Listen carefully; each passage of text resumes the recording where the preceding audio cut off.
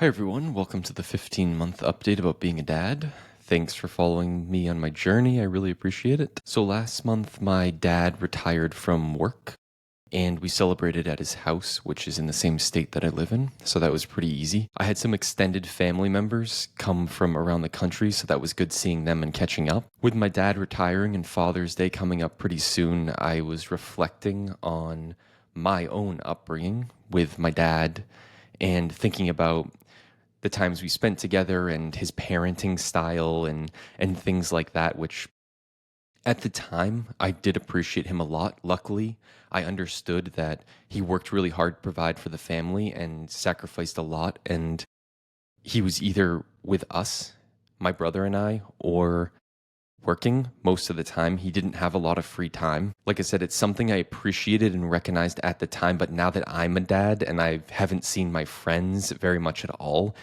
for more than a year, even a short text message here or there is pretty rare. Like working 6 days a week and trying to do my best to support my son and my wife, spend time with him. You know, you're never going to get this time back. I can see his mindset at the time. The main thing I've been reflecting on is his parenting style. Obviously, the relationship between him and I being a father-son relationship and the relationship between myself and my son already has some similarities to it, and I can see that developing into a similar type of relationship. I think my dad's parenting style worked incredibly well for me.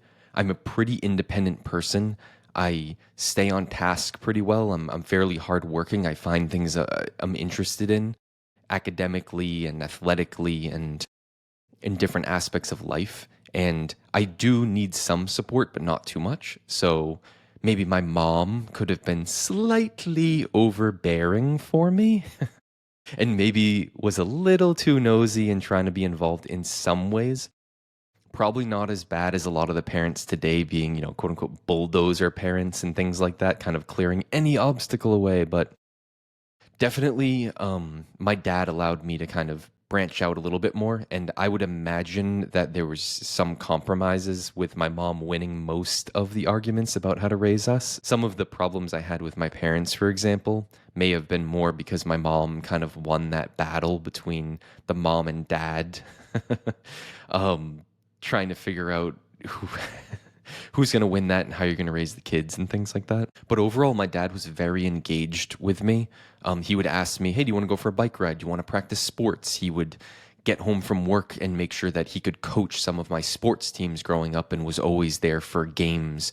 As I got a bit older, he would always attend games and whatever. If I was doing a swim meet or something like that, he tried to support me as best that he could. And the same with my brother, trying to coach us when we were little and then trying to support us through games and events. And if my brother did a musical or he was in the band in high school, in addition to playing sports and things like that. So I think him and my mom did a great job of that. Obviously, I'm focusing a little bit more on my dad here. On the flip side, he wasn't overbearing. He didn't really ever force me to do anything. I was always a little bit of a go-getter, so maybe if he had a kid who was completely lazy that never got off his butt and was getting terrible grades and never wanted to be involved in anything and was just getting into trouble and things like that, maybe his parenting style would have been a little bit different. But I think for who I was, whether it was just how he was going to parent everyone or how he parented me based on who I was and how I acted, it ended up being pretty much a perfect fit. Obviously, Nicholas being only 15 months old, you don't really know what his personality is going to be, but you can already see some signs of a lot of curiosity and energy, which is typical in boys. Maybe just from him being around other kids his age, he's probably on the higher end of those sorts of things, of the curiosity and energy spectrum. So I doubt he's going to have to be pushed too hard to be involved in things. He may get into trouble. So it might be like, Nicholas, get your butt back here, stop doing that crazy stuff, and things of that nature, but probably not being completely lazy and just playing video games and sleeping all of the time. I don't necessarily think that's going to be a problem. So he'll probably be somewhat similar to me in that regard. And so I think there's so many lessons that I can learn from my dad. And I'm actually going to make a separate video about my dad specifically in regards to this. So I'll get into more details in that video. On the other side of the equation, everyone has negative traits. Luckily, my dad was an amazing dad. He's a great person. So there's not too much to learn from the negative traits. I think one thing is he did smoke cigarettes for 35 years, and I observed growing up that you either hate smoking cigarettes and are like, I will never do that, and I'm gonna like flick them out of people's hands if I see them, or they actually smoke cigarettes too. And I definitely fell into the first category of I hated the smell. It made me sick. I wanted nothing to do with them. So that was definitely a good thing. He kind of sacrificed his addiction to cigarettes in exchange for my hatred of them and not negatively affecting my health. But luckily, he ended up quitting when he was around 50 years old, and he's kind of become addicted to exercise, I guess. So he's ran multiple marathons in his like late 50s and 60s and bikes around and does all that stuff. So I think he rebounded and he seems pretty healthy at his age right now. So that's great. In regards to Nicholas, he's doing really well. The weather's getting warm here, so he's able to go play at the park. He's able to kind of walk up the stairs to the slide and go down by himself. So that's been fun to watch, kind of that next step as a dad. It's kind of boring just putting him in cute little outfits and things like that. Obviously, women like that and good for them, but I don't really get much out of that. So for me, it's more he's got his little lacrosse stick and he's throwing his little ball around and going up and down the slide and things like that are really exciting to see. And then when we're at the park and I see the kids playing baseball and they're playing lacrosse and soccer and things like that, I kind of imagine him doing those sorts of things. So that's kind of exciting.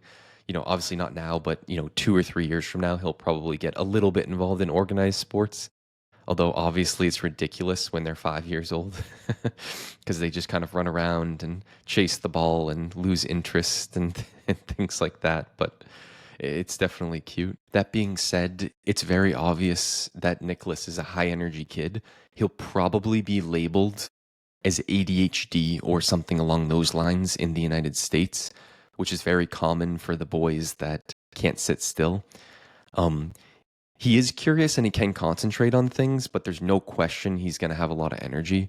And so we're continuing to think about homeschool options or alternatives just in case he doesn't fit that well into the standard elementary school system from roughly age 5 to age 11 in the United States. It's a little bit different in Brazil, so if we end up moving there, then we'll have to figure things out. But that's something to keep in mind. I refuse to believe the majority of kids who are labeled as ADHD are actually ADHD. It tends to just be quote unquote typical little boys. They get that surge of testosterone around 4 or 5 years old, and that's just what they do. So we'll see where that all goes, but not something we really have to worry about in the next couple of years. So that's going to wrap up the 15-month update, and hopefully I'll see you in the next video. Bye.